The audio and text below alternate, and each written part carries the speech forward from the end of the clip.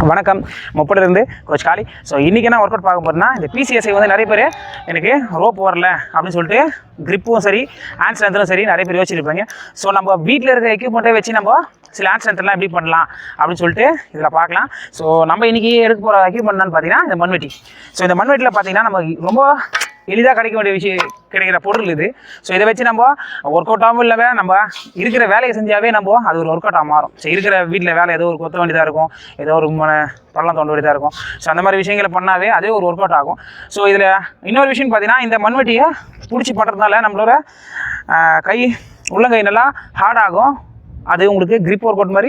So உங்களுக்கு grip பிடிக்கிறதுக்கும் நல்லாயிருக்கும். சாஃப்டாக இருக்கிறது பார்த்தீங்கன்னா உங்களுக்கு கிரிப் பிடிக்கிறதுக்கு ரொம்ப கஷ்டமாக இருக்கும். ஸோ அதனால தான் நிறைய பேர் வழிகிட்டு வரதுக்கு காரணமே அதுதான். ஸோ கிரிப் இல்லாதனால தான். இதில் பார்த்தீங்கன்னா ஹேண்ட் ஸ்ட்ரென்த்தும் சரி, உங்களோட ஹேண்ட் கிரிப்பும் சரி, ரெண்டுமே நல்லா இம்ப்ரூவ் ஆகும். ஸோ அன்னைக்கு அதுக்கான ஒர்க் அவுட் தான் இப்போ பார்க்க போகிறோம்.